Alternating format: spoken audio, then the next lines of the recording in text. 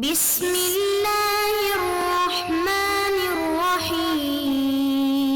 بسم الله الرحمن الرحيم. الحمد لله رب العالمين والعاقبة للمتقين والصلاة والسلام على أشرف الخلق والمرسلين وعلى آله وأصحابه وأتباعه أجمعين أما بعد. عزیز طلباء، کتاب الہدایہ جو ثالث کا سبق نمبر 149 ہے، اور اس سبق میں ہم انشاءاللہ جنس الربح فی المال المؤدى من المکفول عنہ للکفیل کے متعلق بات کریں گے، اور کتاب کی عبارت وَإِن ربح الکفیل سے لے کر لأن الحق لہو تک ہوگی۔ آتے ہیں سبق کے متعلق اصول کی طرف۔ تو اصل نمبر 1، العجز اصلا سبب السقوط، کہ بالکل عاجز ہونا ادائیگی سے یہ دین کے ساقط ہونے کا سبب ہے۔ اصل نمبر 2، کل حق لا سبیل لاستیفاء یسقط فی حق احکام الدنیا، کہ ہر ایسا حق کہ اس کا وصول کرنے کے لیے کوئی راستہ نہ ہو تو یہ دنیا کے احکام کے حق میں ساقط ہو جاتا ہے۔ اصل نمبر 3، الکفالۃ بالدین الساقط باطلۃ، کہ دین ساقط پر کفیل بننا یہ باطل ہے، بلکہ صحت عقد کفالہ کے لیے ضروری ہے کہ دین ثابت ہو۔ اصل نمبر 4، الاداء بعد انعقاد السبب صحیح، کہ سبب کے منعقد ہونے کے بعد ادائیگی یہ درست ہے۔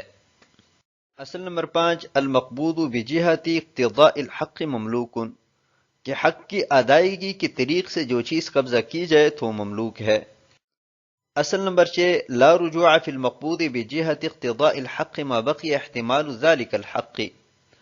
کہ حق کی ادائیگی کے طور پر کوئی چیز قبضہ کی گئی تو جب تک اس حق کا احتمال باقی ہے تب تک اس مقبوض چیز پر رجوع کرنا یہ درست نہیں ہے۔ اصل نمبر 7، الحرمۃ لعدم الملک یؤثر فی الربح مطلقا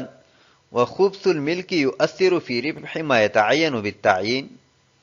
کہ ایسی حرمت کہ جو ملکیت کے نہ ہونے کی وجہ سے ہو یہ مطلقاً ربا میں مؤثر ہے، اس کی وجہ سے نفع یہ حرام ہوتا ہے، اور ملکیت میں خبث ہو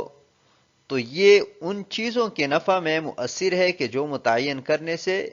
متعین ہوتی ہے۔ آتے ہیں اگلی عبارت کی طرف۔ قال وَإِن ربح الكفيل فيه فهو له ولا يتصدق به لأنه ملكه حين قبضه، أما إذا قضى الدين فظاهر، وكذا إذا قضى المطلوب بنفسه وثبت له حق الاسترداد لأنه وجب له على المكفول عنه مثل ما وجب للطالب عليه، إلا أنه أخرت المطالبة إلى وقت الأداء فنزل منزلة الدين المؤجل، ولهذا لو أبرأ الكفيل المطلوب قبل أدائه يصح، فكذا إذا قبضه يملكه، إلا أن فيه نوع خبث نبينه فلا يعمل مع الملك فيما لا يتعين وقد قررناه في البيوع۔ اور اگر کفیل نے مال سے نفع حاصل کیا تو وہ کفیل کا ہوگا، اس کو صدقہ نہیں کرے گا، کیونکہ جس وقت قبضہ کیا تھا اس وقت یہ مالک بن چکا تھا۔ بہرحال اگر قرضہ ادا کیا تو پھر تو ظاہر ہے۔ اور اسی طرح جب مکفول عنہ خود قرضہ ادا کرے اور اس کو واپس لینے کا اختیار حاصل ہو، کیونکہ کفیل کے لیے مکفول عنہ پر اسی کا مثل واجب ہوا ہے جو مکفول لہو کے لیے اس پر یعنی کفیل پر واجب ہے، مگر مطالبہ ادائیگی تک مؤخر کیا گیا، پس یہ دین مؤجل کے قائم مقام ٹھہرایا گیا۔ اور اسی وجہ سے اگر کفیل نے ادا کرنے سے پہلے مکفول عنہ کو بری کیا تو یہ صحیح ہے، اسی طرح اگر اس نے قبضہ کیا تو مالک بن جائے گا، مگر اس میں گناہ خباثت ہے جسے ہم بیان کریں گے، لہذا ملکیت کے باوجود بھی اس چیز میں مؤثر نہیں ہے کہ جو متعین نہیں ہوتی، اور اسے ہم بیوعات میں ثابت کر چکے ہیں۔ وَإِن رَبِحَ الْكَفِيلُ فِيهِ، یہ گزشتہ سے پیوستہ ایک مسئلہ ہے کہ ایک شخص 1000 کا کفیل بناتا تو کفیل کی ادائیگی سے پہلے مکفول عنہ نے وہ 1000 کفیل کو دے دیے، تو ایک مسئلہ تو یہ بیان ہوا کہ ابھی مکفول عنہ کو واپس لینے کا حق نہیں ہے۔ دوسرا مسئلہ یہ ہے کہ کفیل نے وہ پیسے کاروبار میں لگائیں اور اس کو کوئی نفع حاصل ہوا تو فرماتے ہیں کہ وہ نفع کفیل کے لیے حلال ہے اور صدقہ کرنے کی ضرورت نہیں ہے، کیونکہ جب قبضہ کیا تو قبضہ کی وجہ سے کفیل مالک بنا، اور اپنی مملوکہ چیز میں تصرف کرنا یہ جائز ہے، اور اس تصرف کے نتیجے میں جو نفع اور نقصان ہوتا ہے وہ مالک ہی کی طرف لوٹتا ہے۔ یہاں پر جو کفیل کو نفع حاصل ہوا ہے چونکہ اپنی مملوکہ چیز کی وجہ سے حاصل ہوا ہے، اس لیے کفیل ہی اس کا مالک ہوگا اور صدقہ کرنے کی ضرورت نہیں ہوگی۔ لأنه ملكه حين قبضه، اس مسئلے کی وجہ اور دلیل بیان فرما رہے ہیں کہ جب کفیل نے قبضہ کیا تو قبضہ کرنے کی وجہ سے وہ مالک بنا۔ آگے صاحب ہدایہ فرماتے ہیں کہ اس کے بعد اگر کفیل نے ادائیگی کی تو کفیل کا مالک بننا اور اس کے بعد تصرف کر کے اس کے لیے نفع کا حلال ہونا یہ بالکل ظاہر ہے، کیونکہ جب کفیل نے ادائیگی کی تو مال مؤدہ کا مثل وہ مکفول عنہ پر کفیل کے لیے واجب ہوا، یعنی ابھی مکفول عنہ کفیل کو مال مؤدہ کا مثل ادا کرے گا، تو جب اس کا استحقاق ثابت ہوا تو حق مستحق پر جو ہی قبضہ کیا جائے تو فوراً بندہ اس کا مالک بن جاتا ہے، اور اس پر پہلے سے قبضہ ہوا پڑا ہے، لہٰذا ادائیگی کی وجہ سے مالک بن جائے گا، اور اپنی مملوکہ چیز میں تصرف کر کے نفع حاصل کرنا یہ بالکل حلال ہے، اس میں خوبص کا کوئی شائبہ نہیں ہے۔ وَكَذَا إِذَا قَضَى الْمَطْلُوبُ بِنَفْسِهِ، اور اسی طرح اگر اس صورت میں مکفول عنہ نے خود 1000 ادا کر دیے تو اس صورت میں بھی کفیل مالک ہوگا اور نفع اس کے لیے حلال ہوگا۔ اور وجہ اس کی یہ ہے کہ جیسے مکفول لہو کے لیے کفیل پر 1000 واجب ہے، ایسے ہی کفیل کے لیے مکفول عنہ پر 1000 واجب ہے، لیکن دونوں میں فرق صرف اتنا ہے کہ مکفول لہو کو کفیل پر فی الحال رجوع کا حق حاصل ہے، اور کفیل کو ادا کرنے کے بعد رجوع کا حق حاصل ہوگا۔ تو اس اعتبار سے کفیل مکفول لہو کا قائم مقام ہے، یعنی جیسے مکفول لہو کو یہ حق حاصل ہے کہ وہ مکفول عنہ سے دین کا مطالبہ کریں، ایسے ہی کفیل کو بھی یہ حق حاصل ہے کہ وہ مکفول عنہ سے مطالبہ کریں، لیکن دونوں مطالبوں میں فرق صرف اتنا ہے کہ مکفول لہو کا دین دین حال ہے، فی الحال وہ مطالبہ کر سکتا ہے، اور کفیل کا دین مؤجل ہے، یعنی جب ادائیگی کرے گا تو ادائیگی کے بعد کفیل کو یہ حق حاصل ہوگا کہ وہ مکفول عنہ سے مطالبہ کریں۔ تو جب یہ بات ثابت ہو گئی کہ کفیل کو یہ حق حاصل ہے تو اپنے حق مستحق پر جو ہی قبضہ کیا جائے تو مملوک ہو جاتا ہے، اور اس پر کفیل پہلے سے قابض ہے، لہذا اس کی ملکیت بھی ثابت ہوگی، اور اس میں تصرف کے نتیجے میں جو نفع حاصل ہوا ہے وہ بھی کفیل کے لیے حلال ہوگا۔ وَلِهَذَا لَوْ أَبْرَى الْكَفِيلُ الْمَطْلُوبَ قَبْلَ أَدَائِهِ، اور کفیل کے مستحق ہونے کی ایک دلیل یہ بھی ہے کہ مکفول عنہ کی ادائیگی سے پہلے اگر کفیل مکفول عنہ کو بری کر دیتا ہے تو یہ بری کرنا درست ہے، اور براءت قبل الثبوت نہیں ہو سکتی، لہذا اس سے بھی معلوم ہوا کہ کفیل کا حق ثابت ہو چکا ہے، اسی وجہ سے ابراء درست ہے۔ إِلَّا أَنَّ فِيهِ نَوْعَ خُبْثٍ، صاحب ہدایہ فرماتے ہیں کہ اس کے باوجود بھی اس میں گناہ خباثت ہے، جس کو انشاءاللہ ہم آنے والے مسئلے میں بیان کریں گے، لیکن یہ خباثت ان چیزوں میں مؤثر ہے کہ جو متعین کرنے سے متعین ہوتی ہیں، اور جو چیز متعین نہیں ہوتی، مثلا ہمارا یہاں اس مسئلے میں 1000 درہم ہے تو یہ متعین کرنے سے متعین نہیں ہوتے، تو اس میں خباثت مؤثر نہیں ہے، لہذا کفیل کے لیے بلا شک و شبہ حلال ہے اور صدقہ کی کوئی ضرورت نہیں ہے۔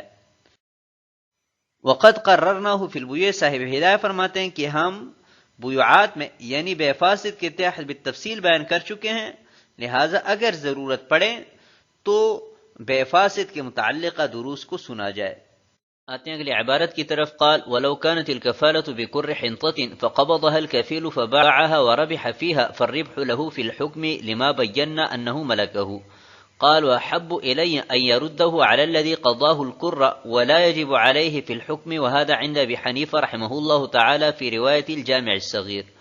وقال أبو يوسف محمد رحمه الله تعالى هو له ولا يرده على الذي قضاه الكر، وهو رواية عنه وعنه أنه يتصدق به،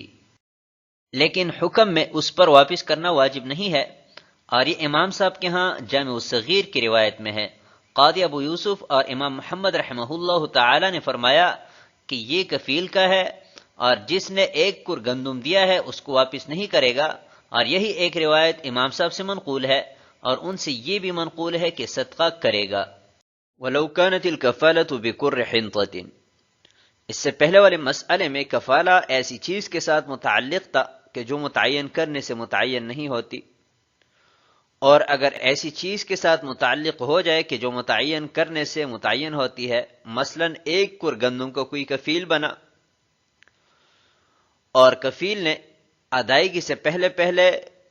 قبضہ کر لیا اور پھر یہ گندم فروخت کر کے نفع کمایا، تو یہ نفع کفیل کا ہوگا یا مکفول عنہ کو واپس کرے گا؟ تو اس میں اختلاف ہے امام اعظم ابو حنیفہ اور صاحبین رحمہم اللہ تعالی کے مابین۔ اس بارے میں امام اعظم ابو حنیفہ رحمہ اللہ تعالی سے 3 روایات منقول ہے۔ پہلی روایت یہ ہے کہ مجھے پسند یہ ہے کہ کفیل یہ نفع مکفول عنہ کو واپس کریں، لیکن قضاءً اس کے اوپر یہ واجب نہیں ہے۔ دوسری روایت یہ ہے کہ نہ تو نفع واپس کرنے کی ضرورت ہے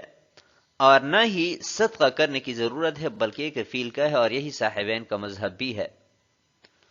اور تیسری روایت امام اعظم ابو حنیفہ رحمہ اللہ تعالی سے یہ ہے کہ کفیل صدقہ کرے گا، خود اپنے پاس رکھنا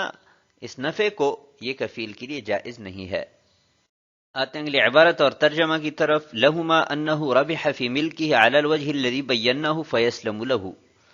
وله أنه تمكن الخبث مع الملك إما لأنه بسبيل من الاسترداد بأن يقضيه بنفسه، أو لأنه رضي به على اعتبار قضاء الكفيل فإذا قضاه بنفسه لم يكن راضيا به، وهذا الخبث يعمل فيما يتعين فيكون سبيلها التصدق به في رواية ويرده عليه في رواية لأن الخبث لحقه، وهذا أصح لكنه استحباب لا جبر لأن الحق له۔ اور صاحبین کی دلیل یہ ہے کہ ہماری ذکر کردہ وجہ کی بنا پر وہ مالک بن چکا ہے، لہٰذا یہ اسی کے لیے سلامت رہے گا۔ اور امام صاحب کی دلیل یہ ہے کہ ملکیت کے باوجود بھی خبث پیدا ہوا ہے، یا تو اس لیے کہ اس کو واپس لینے کا حق حاصل ہے خود ادا کرنے کی وجہ سے، یا اس لیے کہ وہ یعنی مکفول عنہ کفیل کی ادائیگی پر اس لیے راضی ہوا تھا کہ کفیل مکفول لہو کا دین ادا کرے گا، جب اس نے خود دین ادا کیا تو اس پر راضی نہیں ہوا، اور یہ خبث اس دین میں مؤثر ہے کہ جو متعین ہوتا ہے، پس ایک روایت میں اس کا صدقہ کرنا ضروری ہے اور دوسری روایت میں واپس کرے گا، اس لیے کہ خبث مکفول عنہ کے حق کی وجہ سے آیا ہے، اور یہی اصح ہے، لیکن یہ امر استحبابی ہے نہ کہ جبری، اس لیے کہ حق اسی کا ہے۔ لہما، یہاں سے صاحب ہدایہ امام اعظم ابو حنیفہ اور صاحبین رحمہم اللہ تعالی کی دلیل بیان فرما رہے ہیں۔ تو پہلے صاحبین کی دلیل بیان فرمائی ہے، جو کہ امام صاحب کی ایک روایت کی دلیل بھی ہے، وہ یہ ہے کہ جب کفیل نے قبضہ کیا تو قبضہ کرنے کی وجہ سے وہ مالک بن چکا، اور اپنی مملوکہ چیز میں تصرف کر کے جو نفع حاصل کیا جاتا ہے وہ بالکل حلال اور طیب ہوتا ہے۔ وَلَهُ، امام صاحب کی دلیل یہ ہے کہ ملکیت اگرچہ ثابت ہے، ملکیت میں ہمارا کلام نہیں ہے، بلکہ ملکیت کے ثابت ہونے کے باوجود بھی اس میں خبث آیا ہے، یا تو اس وجہ سے کہ اگرچہ کفیل کا حق اس عین کے ساتھ متعلق ہوا ہے،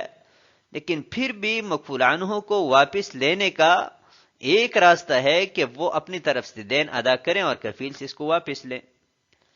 یا اس وجہ سے کہ مکفول عنہ نے کفیل کو یہ گندم جو دی تھی اس لیے دی تھی کہ یہ مکفول لہو کے دین کو ادا کریں، اور جب اس نے خود یہ دین ادا کر دیا تو اس کی رضا متحقق نہیں ہوئی، لہذا اس جہت سے اس میں خبث آیا ہے۔ وَهَذَا الْخُبْثُ يَعْمَلُ فِيمَا يَتَعَيَّنُ، اس میں خبث جو آیا ہے یہ ان چیزوں میں مؤثر ہے کہ جو متعین ہوتی ہے، جیسے کہ ہمارے اس مسئلہ میں گندم ہے تو گندم چونکہ متعین کرنے سے متعین ہوتی ہے، لہذا اس میں خبث مؤثر ہے۔ تو جب اس میں خبث ثابت ہوا، ابھی امام صاحب سے اس کے بارے میں 2 روایات ہے۔ پہلی روایت یہ ہے کہ صدقہ کریں،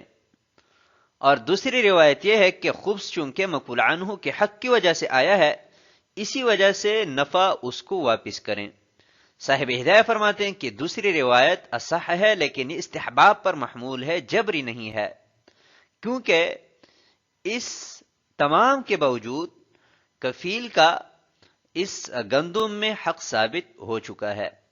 اور اسی دوسری روایت کی تصحیح علامہ ابن عابدین اور اسی طرح دیگر علماء مذہب نے فرمائی ہے، جیسا کہ النہر اور ہدایہ کی شروحات میں مصرح ہے۔ تو آج کے سبق کو ہم اسی پر ختم کرتے ہیں۔ والسلام علیکم ورحمۃ اللہ وبرکاتہ۔